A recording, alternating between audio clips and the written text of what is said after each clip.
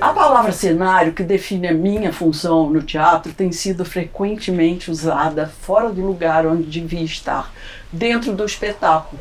Ao acaso, lendo meu horóscopo num jornal recente, fui recomendada a agir assim.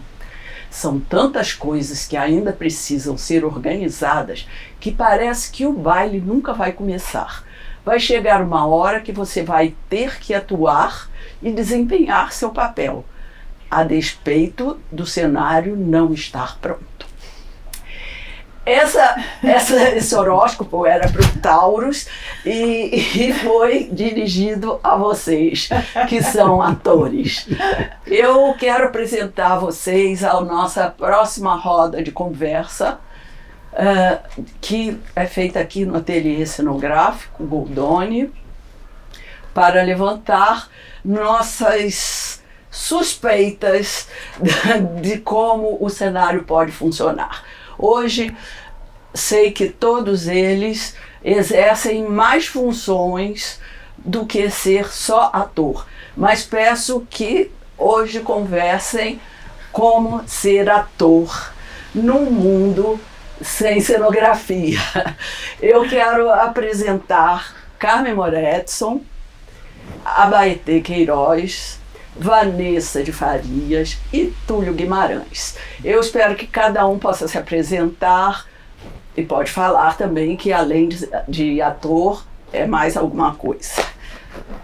Carmen, Xará. Eu sou atriz e sou jornalista. Sempre levei a vida nas duas funções. Nunca consegui escolher ser uma coisa só. Às vezes que eu escolhi, eu sofri.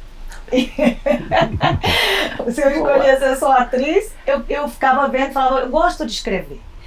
Aí, se eu escolhia ser jornalista, aí eu ia ver um ensaio e chorava. Então, eu resolvi. Abaeté Queiroz, ator como carro-chefe, como paixão, ator, a gente acaba tendo que fazer outras funções para subsidiar a carreira de ator. Então, faço iluminação, dirijo alguns espetáculos, sou professor, mas hoje e sempre ator. Vanessa de Farias, eu sou atriz, eu acho que é a minha função principal, assim, é o que eu gosto de fazer no palco, ser atriz. E eu sou professora da rede pública do Distrito Federal e eu nunca escolhi assim, fazer uma coisa só. Então, eu sou atriz, sou professora, eu canto, eu dirijo meus alunos e eu acho que tudo está dentro dessa função que é a arte, que é atuar, que é estar no palco. Túlio.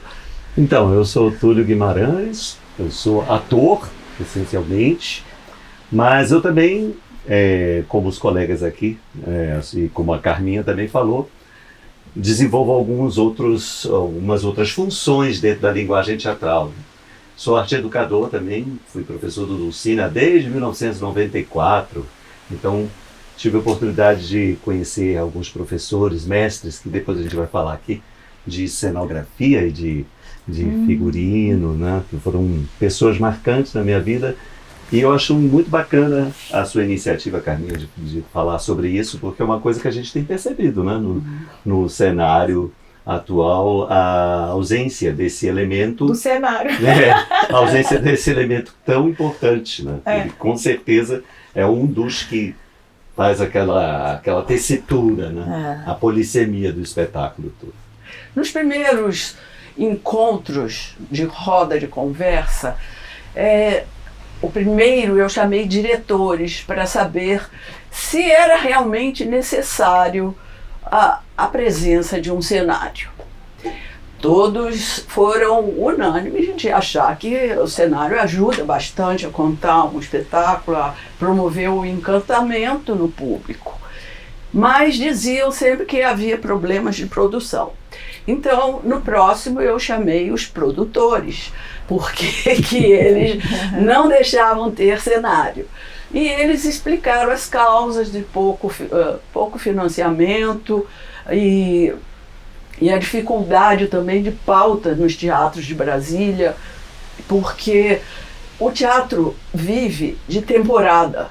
Atualmente os teatros, tem poucos teatros em Brasília e muitos espetáculos querendo se apresentar. Então fazem 2 dias, 3 dias, e isso não forma um ator. Então uma carência enorme, acaba tendo que ter itinerância. E com a itinerância, levar um cenário fixo foi uma palavra de ordem para cortar os cenários. Eu estou fazendo um espetáculo agora que chama Para Caber numa Mala. Opa. É isso. Agora os cenários, não é o primeiro que me pedem um cenário para caber uma mala. E eu penso nos temas, nós falamos dos rumos da cenografia aqui em Brasília. E eu acho que os atores seriam muito interessados, e eu estou muito interessada em saber qual é a relação da cenografia com o trabalho do intérprete. Quanto ajuda ou não ajuda, ou atrapalha, e isso que eu quero ouvir de vocês. A gente pode fazer uma rodada de comentários assim... movimento do relógio. Tá bom. Quando você me chamou, a primeira coisa que eu pensei foi assim, onde é que me bate a cenografia? Aí veio Murnau, no cinema expressionista, início do século XX.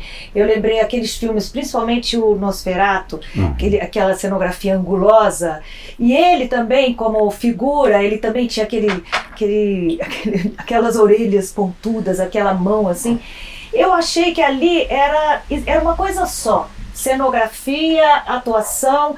Então, para mim, aquilo é o exemplo que eu acho supremo desse casamento da linguagem, né? No caso era o expressionismo, né, alemão. E a gente teve a oportunidade de ver um espetáculo que veio aqui a Brasília, acho que foi no Planeta Círculo. Eu estava achando que era cena, mas eu acho que não. Com um grupo russo, Derevo. Maravilhoso. Não é? Todo assim também, instável. E era muito interessante porque os atores eram todos carecas, eles raspavam a cabeça. Comiam pouco porque eles queriam ficar magros daquele jeito da barriga negativa. Eles tinham que ser uma coisa meio assim. Aquilo para mim, eu fiquei fascinada com isso. Essas coisas eu acho que é o que... O figurino era antecedente, porque a dieta já entrou para o figurino. Sim, era tudo, é uma coisa só, né? Quando tá tudo junto assim. Claro. Eu lembro, eu poucas vezes eu tive a oportunidade de trabalhar com cenografia realista. Uma foi não é porque você está aqui, mas foi uma das vezes que mais me marcou, foi o Réveillon, na inauguração do Goldoni, que eu usava essa roupa que está ali. Em homenagem.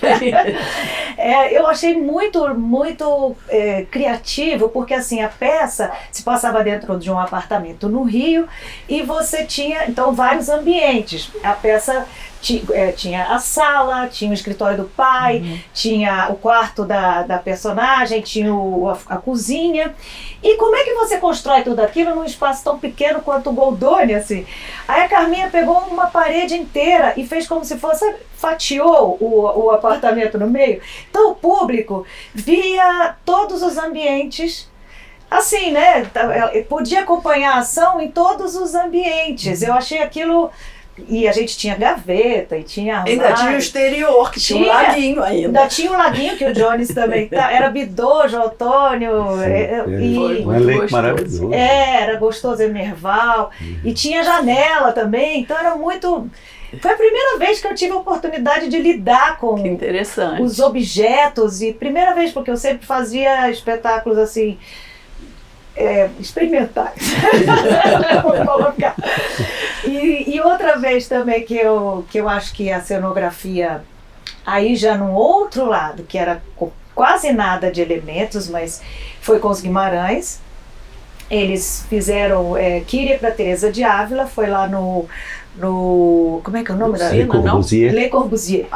Sim, aí sim, eles recortaram o teatro em dois, a plateia de um lado e de outro, e o corredor era onde acontecia tudo. E eram 3 também ambientes muito díspares, porque você tinha no palco o Hugo Rodas representando a igreja na época da Inquisição, século XVI. Então era aquela igreja agressiva e cruel, né? Lá no século, o Hugo lá no palco.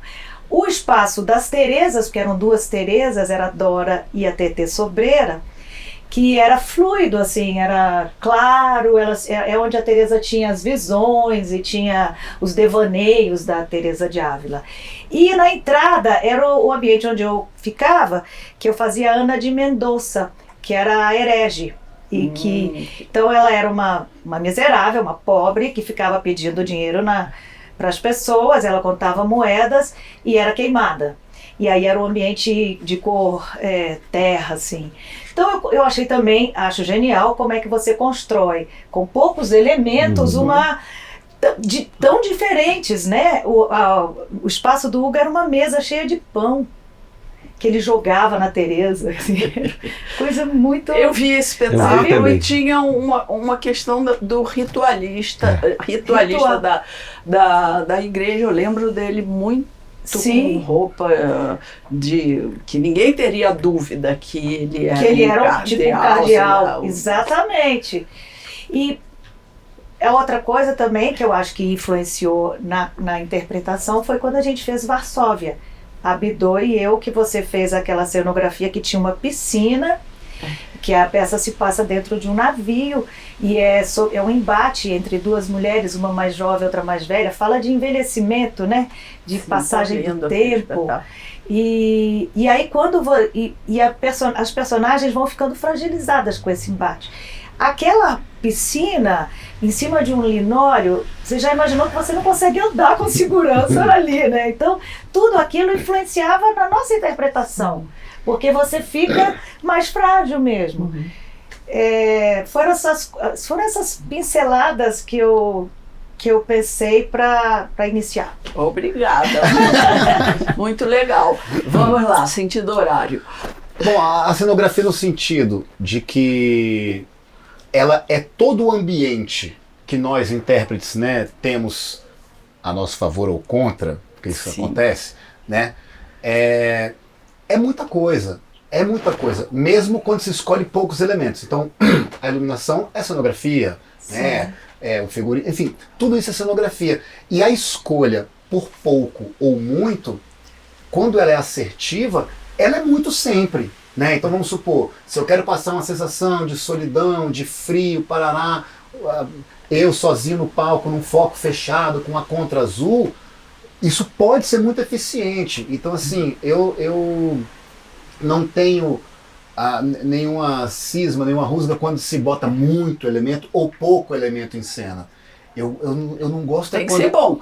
Tem que ser bom. Eu não gosto quando ele é muito literal. Quando ele é muito literal. Descritivo. Descritivo desnecessariamente, né, e tal. Ou quando ele briga com o intérprete, seja na segurança, seja chamar mais atenção desnecessariamente e tudo mais. Mas, e por gosto, eu sempre gosto mais do cenário mais abstrato. Eu gosto, assim, não tenho nada contra o realismo, o naturalismo, não. Quando nós fizemos, por exemplo, Liolá, toda a cenografia da Carminha, era uma peça relativamente naturalista, no sentido de que nós tínhamos uma roupa ali bem similar com a época, tínhamos umas castanhas, etc. Mas eu me lembro, se não me engano, eram 6 placas, né, que a gente se transformava em tudo. E não era nada de absurdo. Trazia profundidade para o cenário, perspectivas, sumia, o cenário sumia, o cenário aparecia e sumia dentro de cena, assim, ia pro cantinho ali, ficava discreto, virava de um lado, virava do outro, se transformava em muitas possibilidades. Eu sou mais fã desse tipo de trabalho, assim, e posso dizer de vários, assim, teve uma sequência no final dos anos 90, começo dos anos 2000, uns monólogos que apareceram em Brasília, o Dionísio, o Mundo, apareceram espetáculos que eu achava tão encantador que tinha assim 4 objetos em cena. E esses 4 objetos só estavam ali porque eram usados e não necessariamente como com a finalidade original deles. Né? Eles significavam várias outras coisas. Assim. Eu sou muito fã desse tipo de possibilidade cenográfica. Então já vou por aí. Então, eu também tenho uma preferência pela cenografia não literal, né? E eu acho que ela nos favorece enquanto intérpretes, né? Porque você tem ali uma gama para criação e para muitas possibilidades. Mas eu fui aluna do Murilo. O primeiro trabalho que eu fiz foi o Alto da Barca. Assim, eu era, como dizia o Fernando e o Murilo, né? Eu era só um foguinho. Eu era um foguinho. E o Murilo, ele era grandioso, né? Sim. Tudo do Murilo era muito grande. E aí quando eu entrei no palco do Dulcina, que eu olhei aquele... Eu falei assim, meu Deus, vai todo mundo desaparecer aqui dentro. E foi o meu primeiro trabalho, assim, e aí... Depois, quando eles foram encaixando tudo ali naquele cenário enorme, com aqueles figurinos enormes, que era tudo muito grande. Aí eu falei, uau, que bacana, né? E aí depois tive aula com o Murilo, e tudo dele era muito, muito grande. E aí, é claro, né, assim, quando você vai para o mercado, que você começa a trabalhar, você esbarra ali com várias questões, né, que você já colocou aqui, né?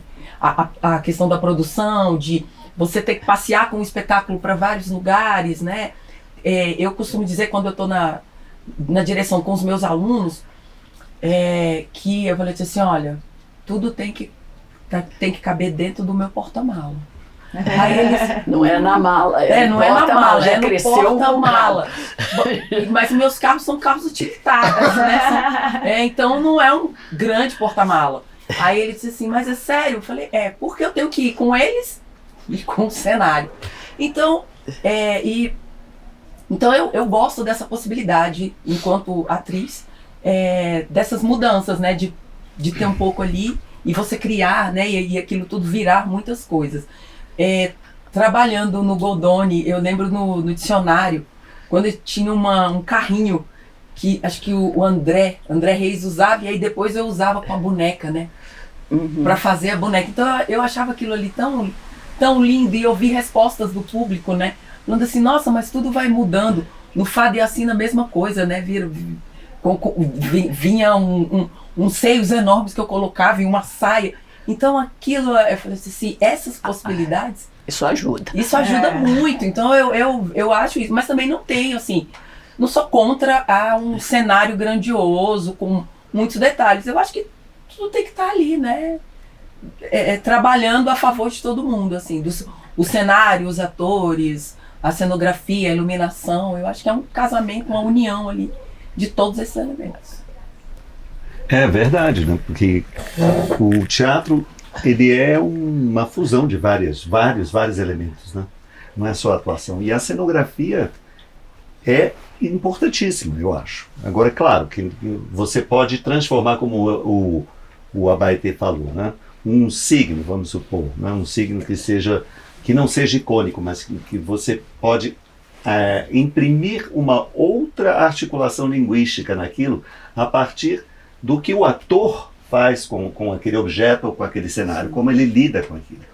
Aquilo enriquece a interpretação, e aí acaba fazendo parte desse arcabouço, desse todo que a gente chama de discurso cênico, né? Então, tudo ali está encaixado. Eu já vi espetáculos assim com cenários absolutamente fantásticos. Acho que vocês devem ter visto os 7 afluentes do Rio Ota. Sim. Nossa, impressionante aquilo ali, né? Você Sim. tem vários ambientes, um cenário de 2 andares, cenários, sem falar os cenários da Broadway, né? Que são aquela coisa que gira, que tal, que não sei o quê.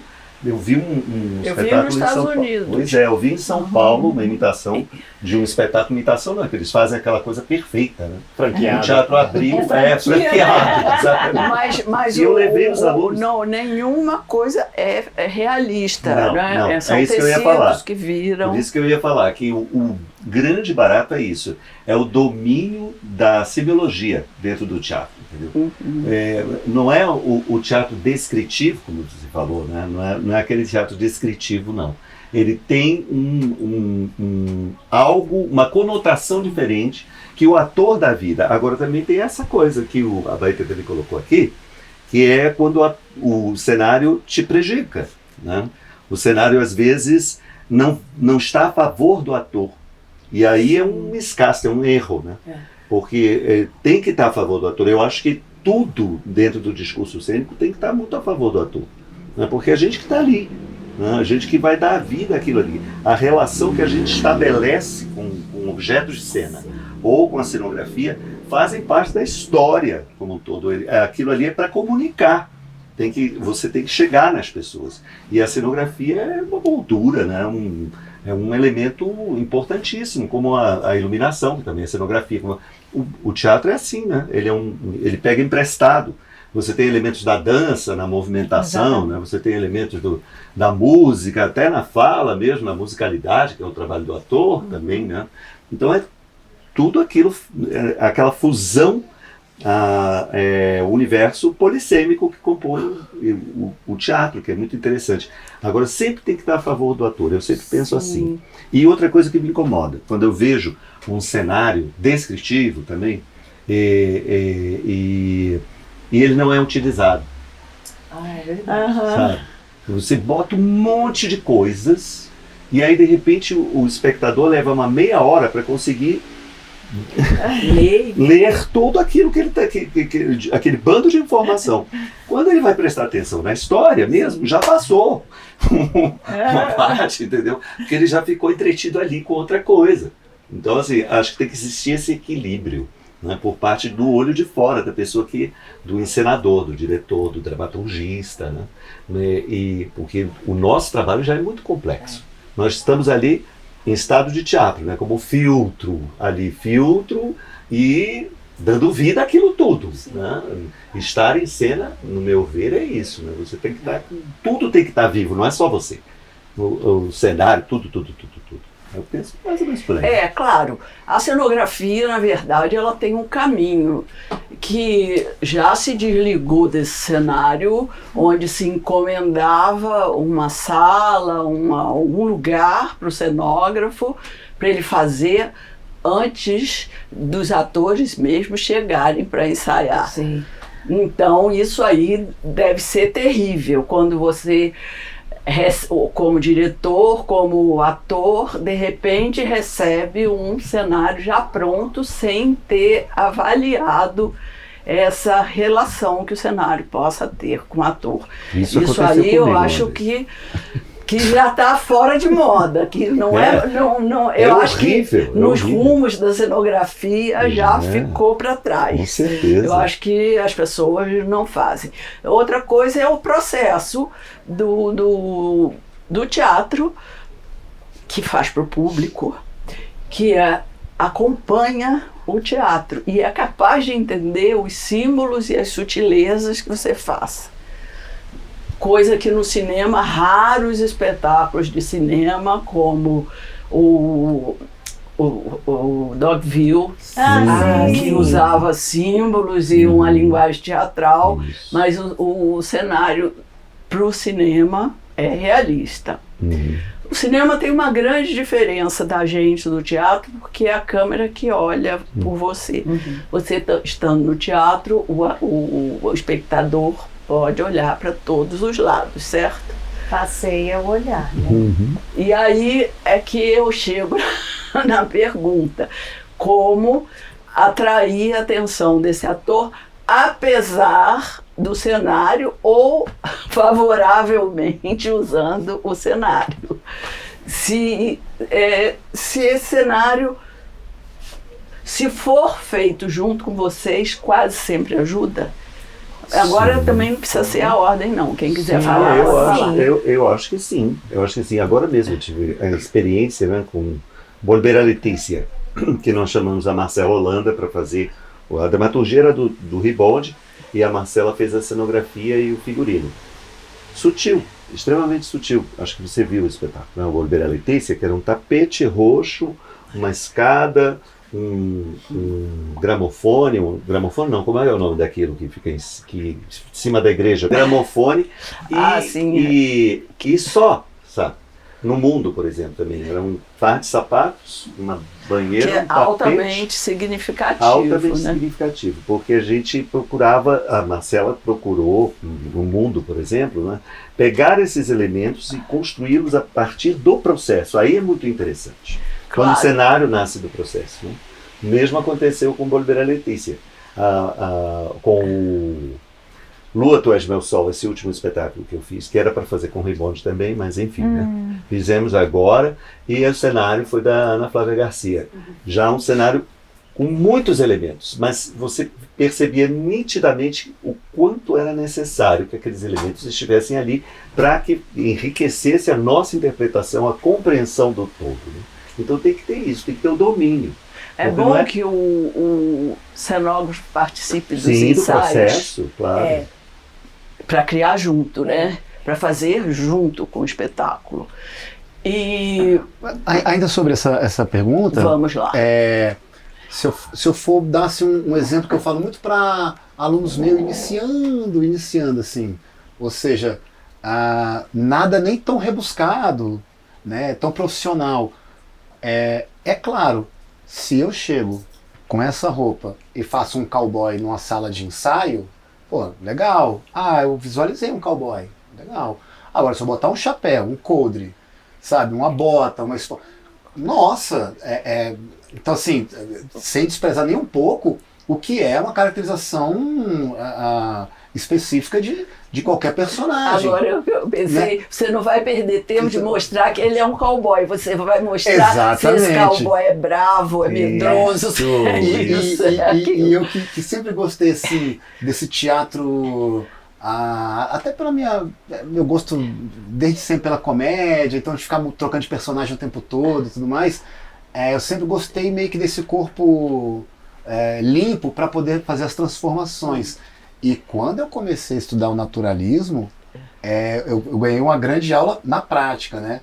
Uma vez que eu te boto agora, na situação real, concreta do personagem, agora também só te sobra, amigo, tu ser muito verdadeiro. Porque assim, eu não preciso mais fingir que eu sou um cowboy. Agora você está. Não te sobrou mais nada, amigo. Agora brilha teu olho aí e seja esse cara.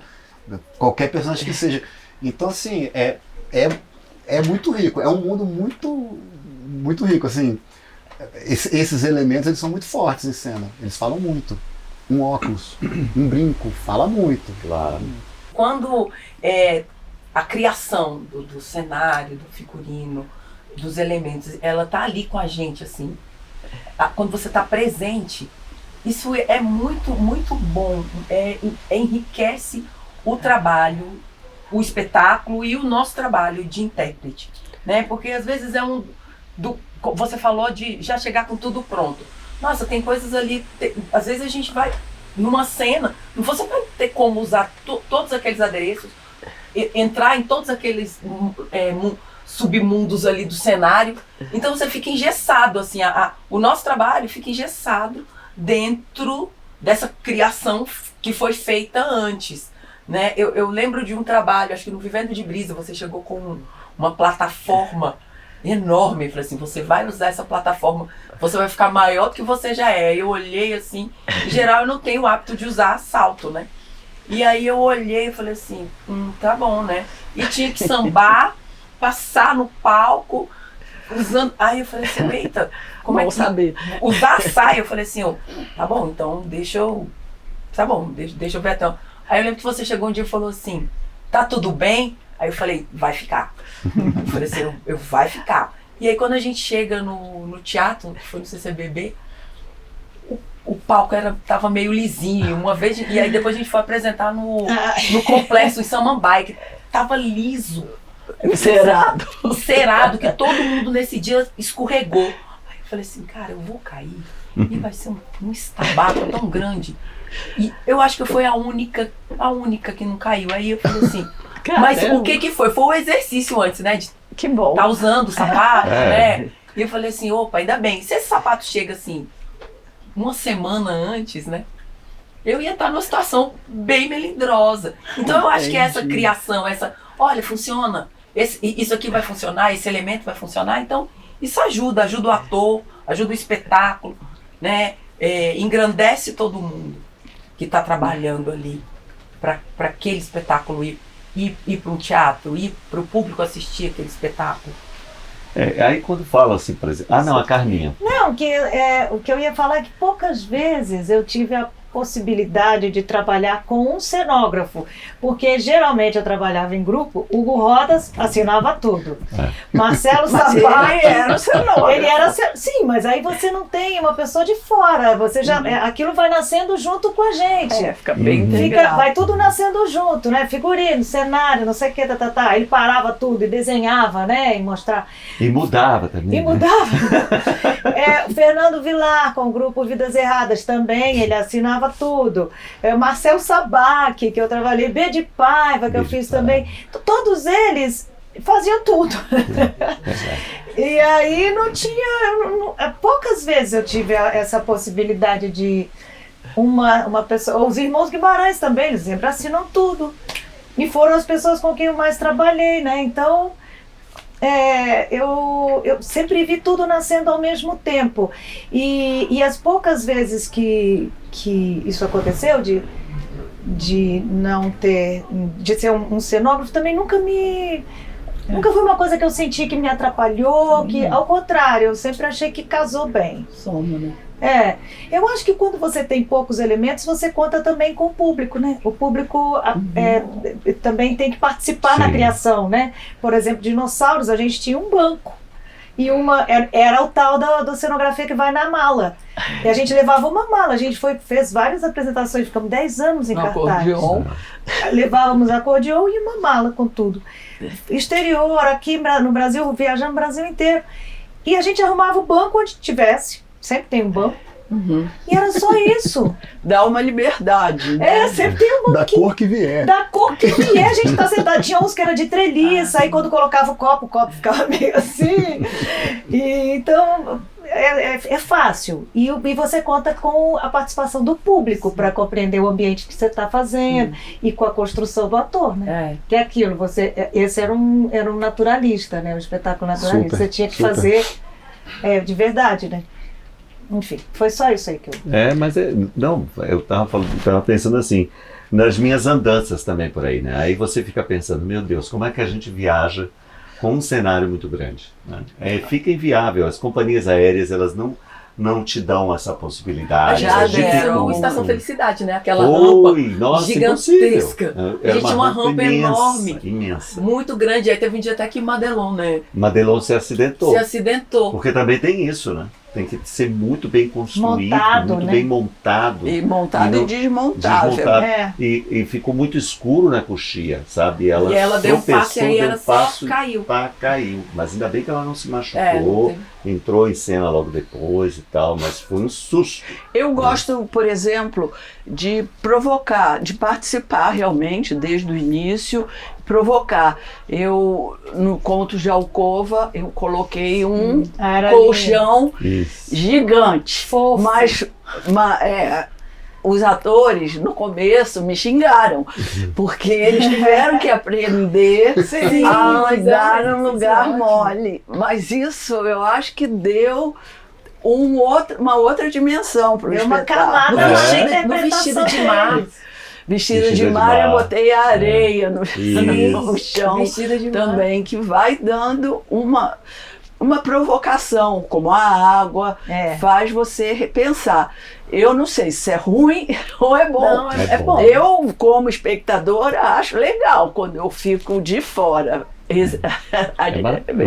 Vendo um espetáculo. Não, eu vi alguns espetáculos como o da Bia Lessa. O seu eu botei muitas folhas para vocês tropeçarem, né?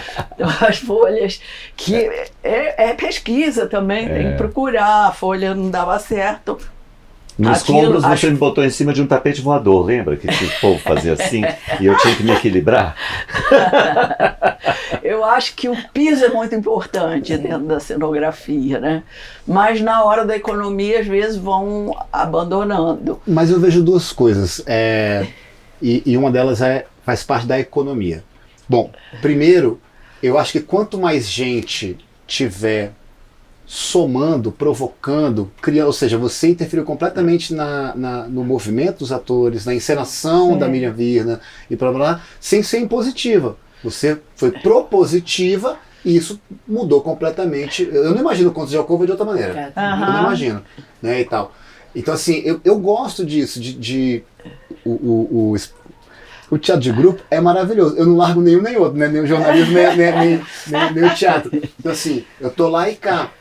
Mas é muito gostoso também você receber várias provocações de várias frentes distintas dentro de uma cadeia de produção, né, de um espetáculo. E aí vem uma coisa que eu até, por ser um pouco mais jovem que vocês, escuto falar e vivi uma certa parte. Eu, quando comecei ali nos anos 90 no teatro, eu peguei, que eu me lembre, uma certa decadência econômica no teatro aqui do Distrito Federal.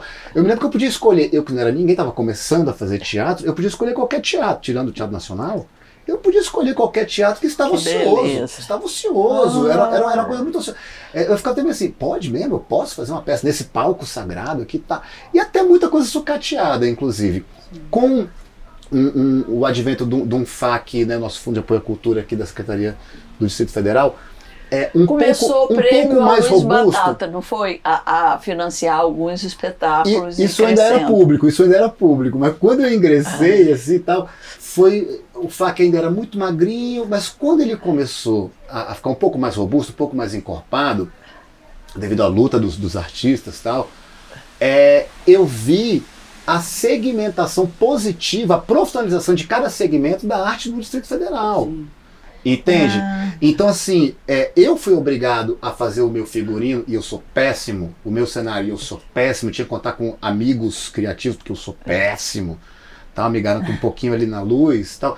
Então, nós tínhamos essa inventividade forçada, assim, a gente tinha que dominar mais de uma função dentro do espetáculo obrigatoriamente, porque não tinha recurso para isso. Então, também não garantia nenhuma grande qualidade.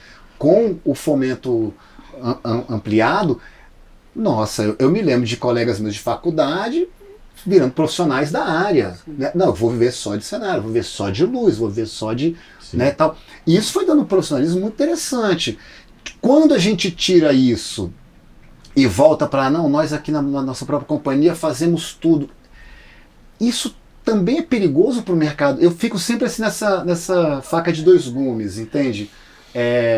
Até que ponto a gente entende disso, não entende, vale a pena chamar alguém de fora porque enriquece com o outro olhar. Ou a gente vai ficar só com a economia. Né? A gente vai ficar só com essa economia.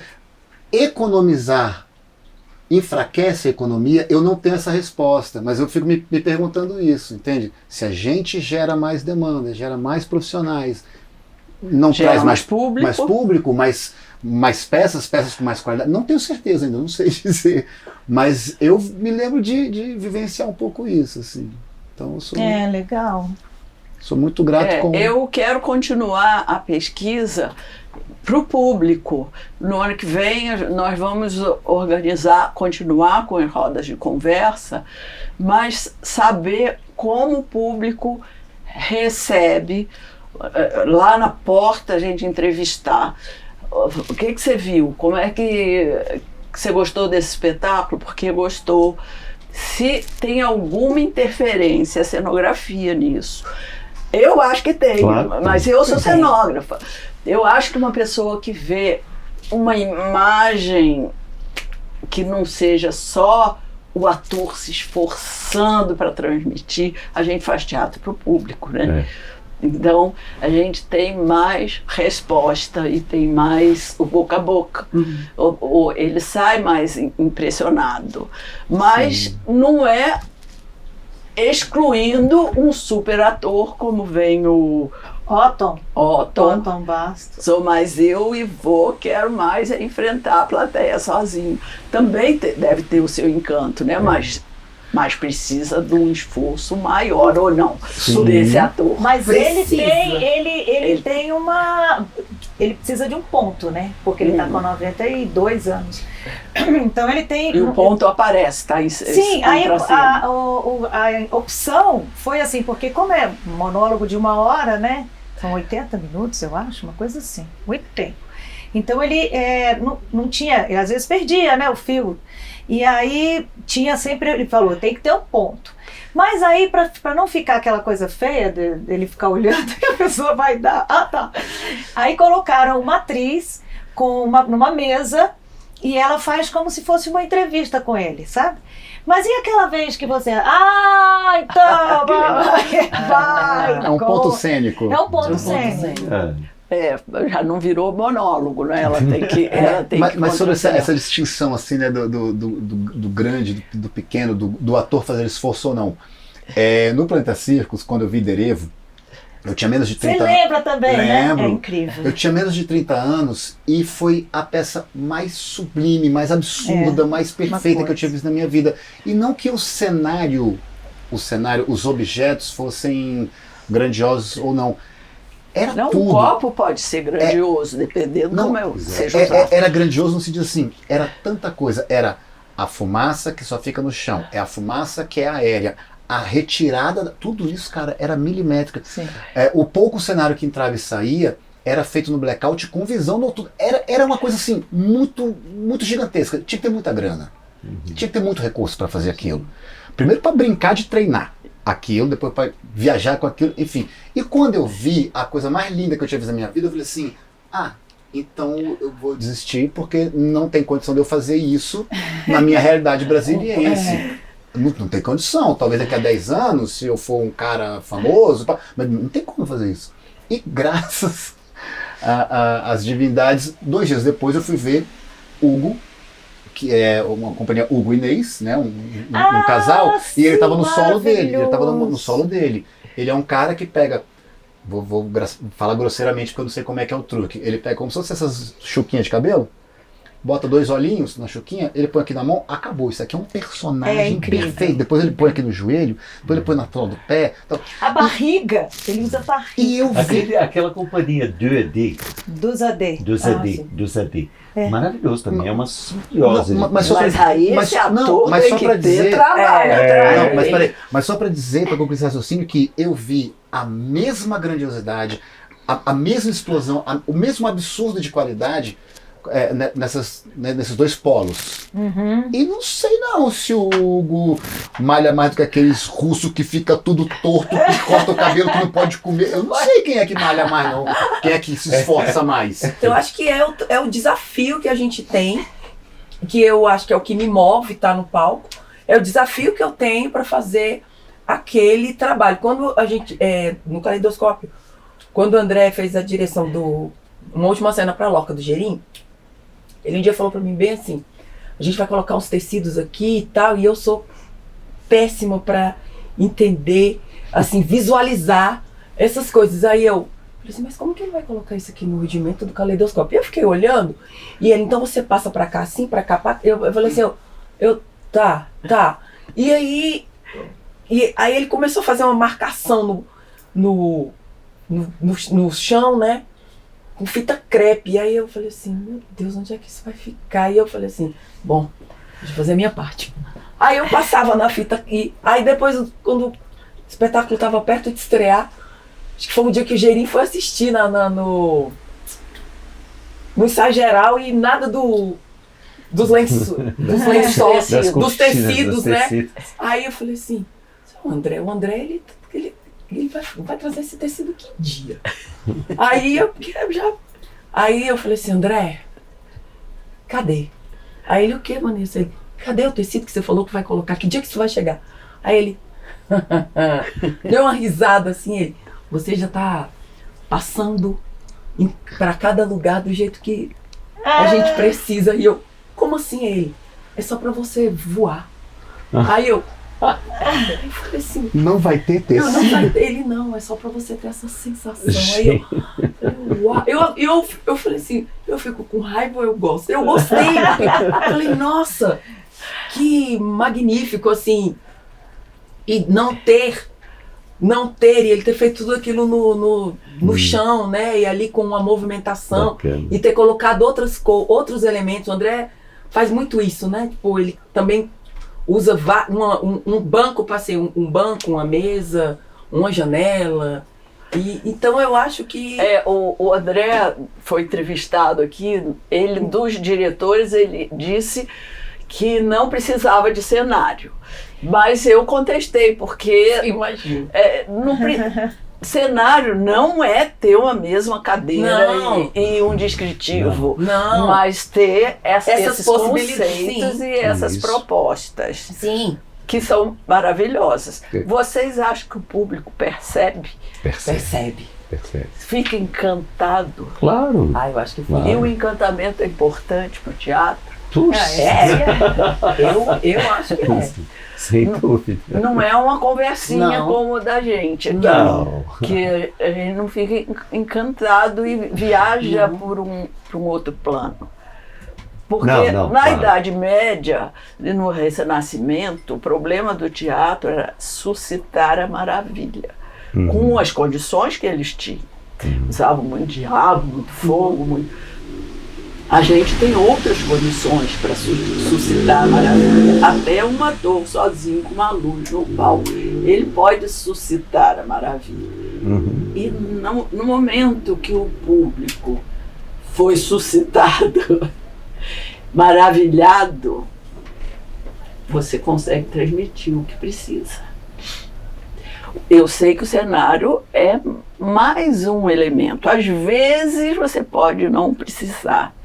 Mas o que me perturba é, a priori, não pode ter cenário. Tem 2.000 para cenografia e pagar o cenógrafo.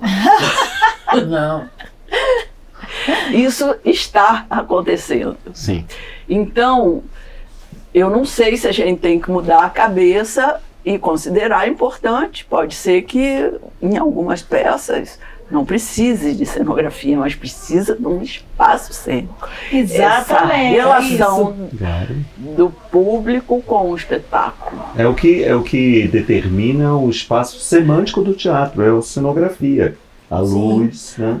A gente o espaço tem do que ritual. tirar o público de casa, diferente da televisão, Isso. do Tem que ter um cinema. encantamento, né? Tem que ter alguma coisa, um encanto. um E um hoje em diferencial. dia, com os perigos todos, tem que ter muita força para tirar esse público de casa. Não tem, não. Transporte horroroso. Quem vai de Sobradinho para Ceilândia para assistir um espetáculo? Eu vou. Pois Eu é. sou dessas. Eu vou. Mas eu vou de Sobradinho você pro vai Gama. para assistir qualquer espetáculo? Ou Ah. só porque tem seu amigo? Não.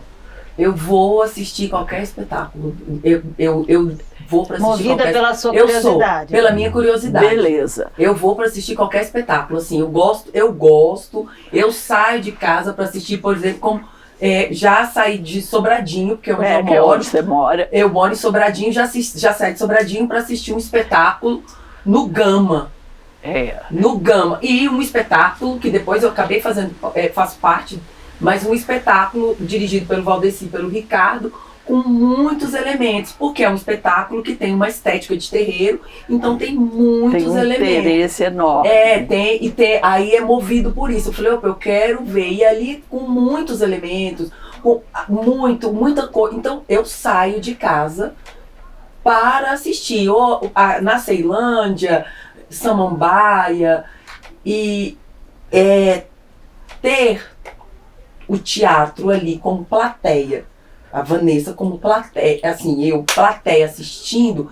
Então eu gosto de ter todos esses elementos ali presentes, porque isso é teatro.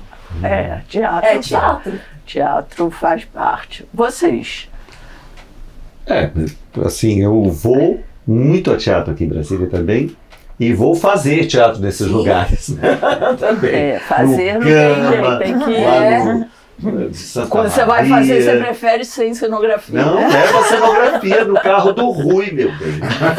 Vai tudo ali no carro do Rui, inclusive o elenco. A gente tem que criar algumas possibilidades, né? Sim. Assim como o cenógrafo tem que também se mancar, que não pode criar, levar um pé de mesa pesado pra caramba, que não cabe em lugar nenhum. A gente tem Exatamente. que fazer. Aí entra, eu acho que a parte pedagógica da coisa, de ensinar a cenografia enquanto pesquisa de material. Sim. Isso é muito importante, porque às vezes Isso você tem também me um move. cenógrafo, um cenógrafo empírico que de repente faz isso. Pega um cenário, faz um cenário lindo, mas o cenário pesa 1 tonelada. Sim. Entendeu? Porque não tem a pesquisa do material, né? Porque tudo faz de conta, né? Tudo não faz de conta. E aí, Carminha, vamos para as últimas. Alguém quer mais falar? Lembrando que você de usou uma alguma palavra, coisa? você usou uma palavra bonita, que é assim, né? Encantar o público. Sim, encantar o público. Mas como a cenografia, ela é a ambientação de qualquer espetáculo, não é só encantar, né? É enojar, é dar a sensação claustrofóbica, é irritar, provocar em várias Mas é um sensações. encantamento isso, só que Sim. negativo para ajudar a contar uma história. Exatamente, para deixar claro isso, né? Dentro da nossa conversa. Então, eu me lembro assim, que foi uma opção, uma escolha, lá na faculdade do Sina, quando o Sérgio Sartori e Arthur Tadeu Curado ainda eram alunos ali, tal, eles ficaram encantados com o subsolo do CONIC, do prédio, né? Que ligava ali, acho que, se não me engano, do Lucina para Conchita, tinha ali um... Meio a garagem, se via a garagem, Exatamente. meio mal acabado ainda, né? E mal acabado, mal cuidado, e estava com algumas pessoas em situação de rua, usando e tal. Então, quando eles viram aquilo, falaram, é aqui. 2 perdidos na noite suja, é aqui. Então não foi assim uma coisa para ficar barato. Foi porque aquilo ali foi quase uma locação de cinema. Aí claro que eles foram arranjar também outros objetos, outros adereços, mexer um pouquinho naquela luz dali e tal, mas tinha que ter aquela crueza, aquela crueldade daquele espaço. É, a verdade, né? Agora tem o advento. Mas era um cenário, com Sim, certeza, sim, que envolvia o público. Hoje em dia, quase nenhum espetáculo é a maneira italiana, né? Não.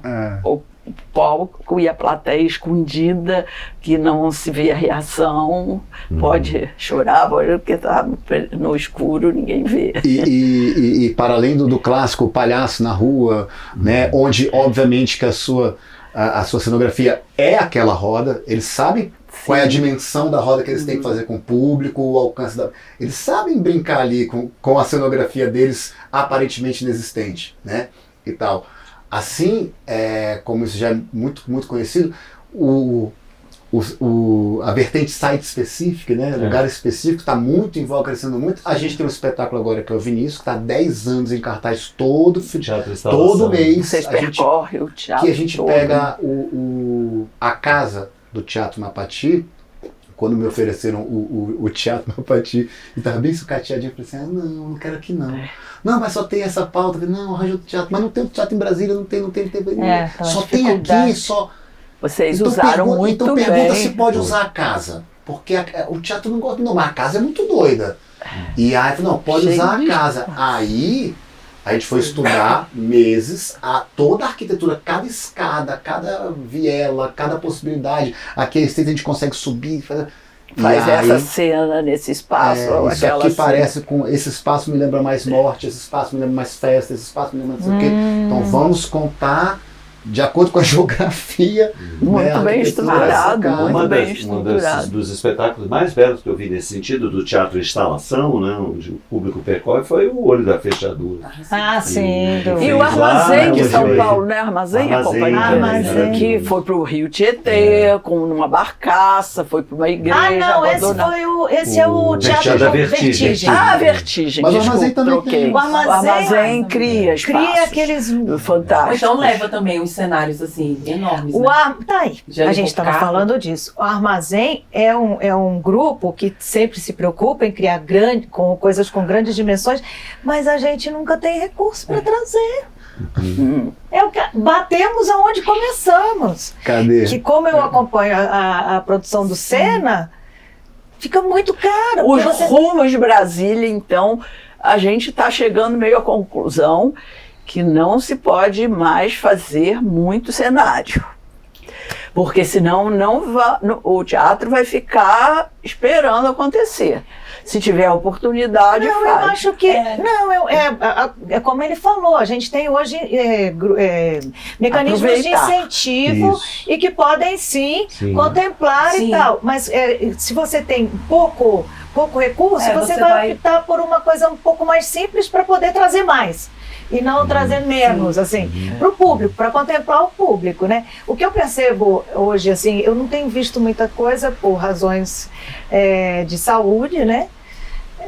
Do meu companheiro, mas o que eu percebo nas coisas que eu vejo é assim, vamos colocar assim, para compor uma ambientação, as pessoas têm usado muito projeção Isso. e usado, como você falou, o solo do teatro sempre é trabalhado, o fundo é trabalhado, a projeção nunca é simplesmente uma projeção na parede, tem sempre um elemento que conjuga com a projeção, é terra, então quando levanta poeira, a projeção, é um diálogo que está se fazendo com a imagem e a cenografia. Isso não é abrir mão de cenografia. Não é, Isso não é. É uma outra, é incorporar É descobrir, o cinema.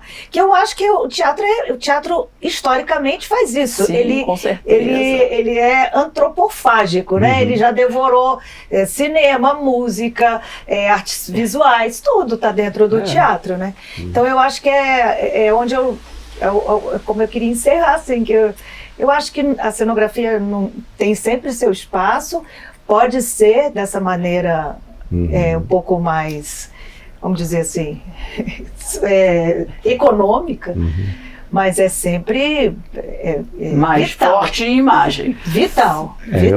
Eu também acho que eu encerraria por aí também, pensando que o cenógrafo é um artista também. É uma equipe que faz o discurso cênico, né? É um cenógrafo, iluminador, é o ator, são todos. Chega um momento que todos têm uma importância quase que igual.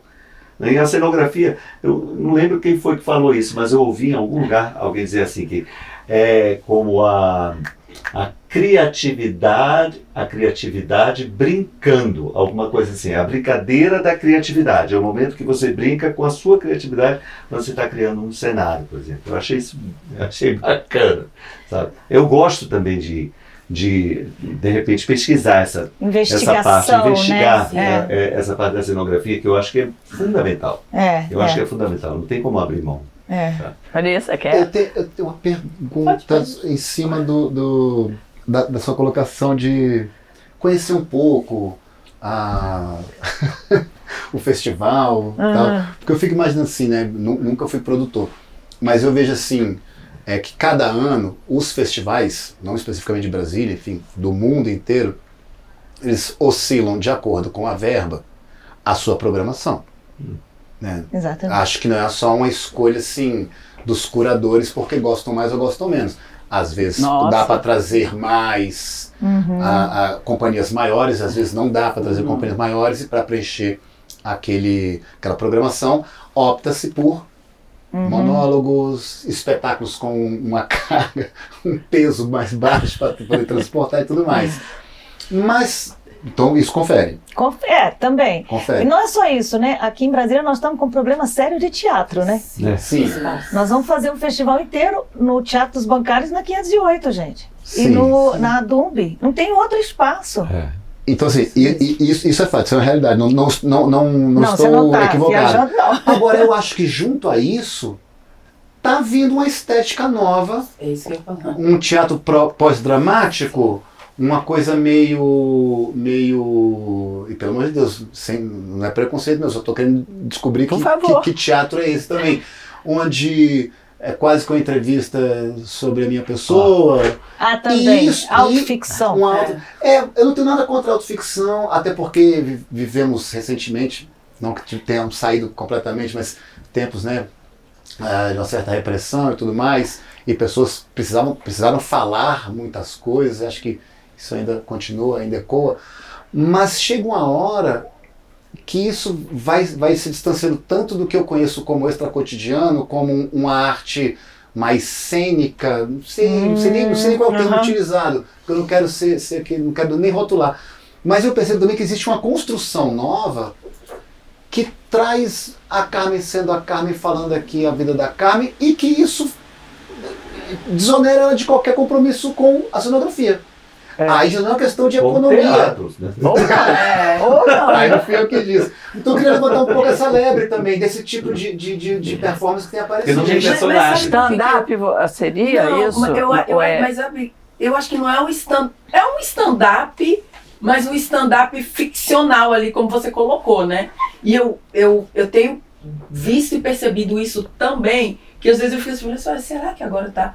Eu falei, será que eu que estou entendendo? Mas eu acho que são exatamente por causa desses tempos que nós passamos. Então eu acho que, devido a tudo isso, as pessoas, os artistas e de um modo geral, as pessoas de um modo geral estão com essa necessidade de se colocar ali só, vou falar do ator, carne e osso. carne e osso falando daquela situação. Então eu acho que a gente está nesse momento, passando nesse momento na atuação, porque eu acho que foi um período muito forte e a gente ainda precisa falar sobre isso, né? Então acho que a gente ainda tem muito o que falar.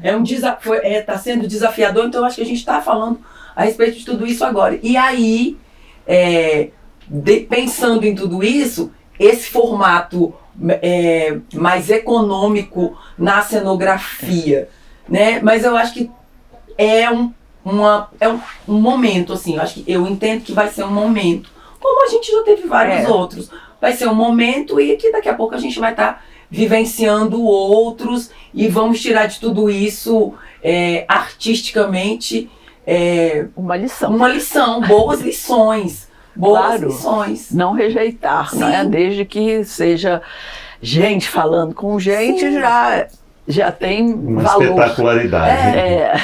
Mas eu acho que é esse momento. A gente já está chegando nos finalmente. Sim. Então, eu acho que a cenografia, eu vejo que ela está sempre, no meu trabalho, sempre me favorece. Para favorecer, e eu sempre vejo como um desafio, né? Trabalhar com tudo aquilo que está sendo oferecido, assim, uma chuva ali de muitas informações e você buscar ali o que é melhor no seu trabalho. Então eu sempre acho assim, salutar as mudanças e ter essa possibilidade dentro de um espetáculo. Eu acho que sempre enriquece o espetáculo, o trabalho do ator, da atriz, da direção, sabe? Inclusive o trabalho da cenógrafa, do cenógrafo, como o ator vai estar usando surpreender o público. Sim, como vai estar usando todos aqueles elementos. O público, eu acho que é sempre o público que ganha, né? Quando você tem um espetáculo que tem tudo isso, é sempre o público que vai ganhar com esse espetáculo, com esse trabalho, com essa produção.